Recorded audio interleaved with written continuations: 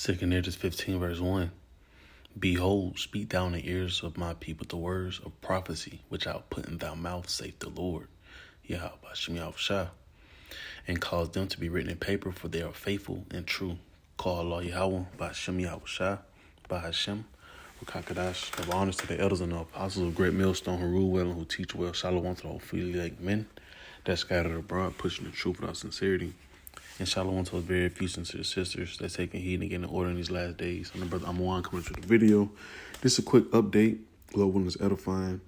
Just warning the flock and just showing where we at. Within the great deliverance, right? And well, before that, all hell break loose. Jeremiah 30:7, right? But this is an article from PBS News, pretty much about since Trump has got in, he's already trying to so-called make peace with the war in Ukraine and Russia, but we know play on words, certain words you say, we go straight to the scriptures because we know it lines up, so he's talking about bringing peace and safety to pretty much Ukraine. He want to end the peace in the Middle East, so-called. Right, I'm gonna read this article, and I'm just read just the title, right? Cause that's really, that's real. I just want to bring out the scriptures, man. But the article is, something you will want to look into as well. I'll also leave the link for it. But it's right here on November the 6th, right? But the title of it says Trump promises to bring lasting peace to a tumultuous Middle East, but fixing it won't be easy. And we already know what's bound to happen, right? It says, when they shall say peace and safety, then sudden destruction come, So we already know there's no type of peace. There's no type of peace that's coming, to Babylon the Great and throughout the whole world, right? Because as in before that great deliverance, you're going through a lot of those tribulations. It's only dilating, the birth pains, man. It's only increase. It's not going to decrease. So he can say peace and safety, excuse me. But we know where we at. We in that wartime, and like it says in the book of 2 Ezra chapter 9 about measuring the time. Right, so when Trump said that, we already knew where we at with it, man. Matthew chapter 24, 2 Ezra 9, 2 Ezra 15, 16, 8. We know what was ready to happen. Then you have, I'm gonna say this, he said he's trying to end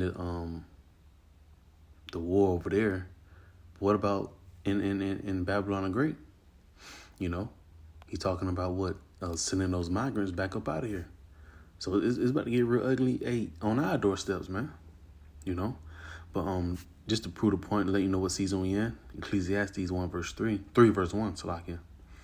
To everything there is a season and a time to every purpose under the heaven, right? Jumping down to verse 8, right? Because pretty much it's a time for everything.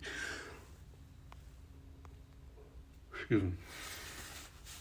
It says a time to rend and a time to sow. A time to keep silence and a time to speak, right? And the ending part of that, right, is a time to keep silent and a time of peace. Hey, you can really swap it around. Not trying to say I'm trying to, change up the scriptures, but I'm saying we at the time to speak right now. The prophet's going out, warning you, being those forecastmen, prophets telling you what's about to happen before it happened. Right, telling about the family of the word, telling you, when he shall say peace and safety, then sudden destruction cometh. Or he telling you these things, right? Because this is that time we're in, right? But we know it's going to be a time to where we got to keep silence, right? Amos 8:11, right? I think it's Ezekiel 3:25. But our tongue be cleaving to the roof of our mouth, But it's that time we in, right? It's going to be a time of all hell breaking loose. Jacob's trouble. Verse 8, it says a time to love and a time to hate, a time of war and a time of peace, right? We passed the peace part. The most thing that's going to do is going to settle down over there. But hey, we know a black swan event is about to happen, man. And we can, brothers can feel it in the air that since Tuesday, things just, hey, we know something bound to happen, because you have the other supporters not of Trump, right? They in their feelings, they not releasing that hurt, yet. They not, yeah, they still bottled up their emotions. They ready to do something about it, So we definitely seeing things about something that's about to transpire real soon, right? So it's just like I said, just the video to say, being circumspect, stand on your watch, looking all around, being circumspect. And I'm gonna get to this last scripture in the book of 1 Thessalonians, because hey, he trying to, Trump, doing the trying to push peace over there, right? But now we've been hearing about the guillotines coming back, concentration camps are being set up,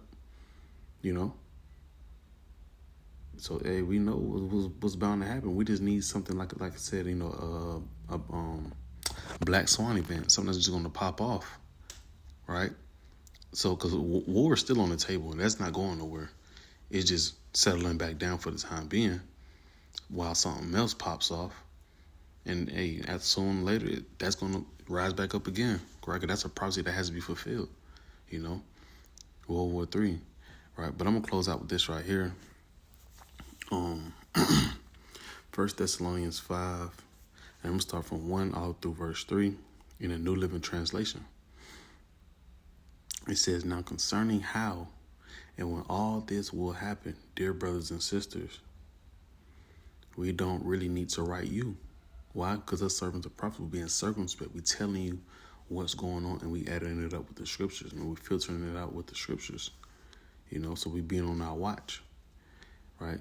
It says, verse 2, "For you know quite well that the day of the Lord's return will come unexpectedly, like a thief in the night." Why? Because the majority of the people are not paying attention. They don't know about these things that's about to happen.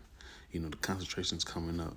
Concentration camps, being set up. FEMA camps, those things being set up. The charagma, those things are going to come from what? Hell breaking loose, trying to get that order out of chaos. And that's a part of the Lord's, putting his foot on the ground, man, returning. Excuse me. It says, when people are saying everything is peaceful, right? The main point of the video, when everything is peaceful and secure, right? It says when people are saying, who's that people that's saying it right now? That's a major mouthpiece, right? Trump, he's trying to so-called, bring peace, right? Excuse me, he said he's trying to, bring peace over there, right? It says when people are saying everything is peaceful and secure, then disaster will fall on them as suddenly as a pregnant woman's labor pains begin, right? And when it hit, it hits, man. It was like, damn, let me get that word for suddenly. Quickly. Immediately, right? And we already know 2024, the hopeful year of Jacob's trouble, is what we still at. And he's calling peace right now. He's trying to call peace right now. But we know when they shall say peace and safety, immediately after, it's going to be sudden destruction, right? So just, bringing it back in, we know where we at on that measuring stick, man. Shit is finna hit the fan real soon. Like I said, Jeremiah 30:7. It says everything is peaceful and secure. Then disaster will fall on them as suddenly as a pregnant woman's labor pains begin. And there will be no escape, because it's the time we're going into. We in a time of war, right? But to be in that time of famine, all hell just, shit is hitting the fan. So like I said, I just wanted to just bring that out. There we go. Yeah. Matter of fact, got to bring this out too, right? Because there's no going back from peace. It's not no peace. Yeah. Peace is not going.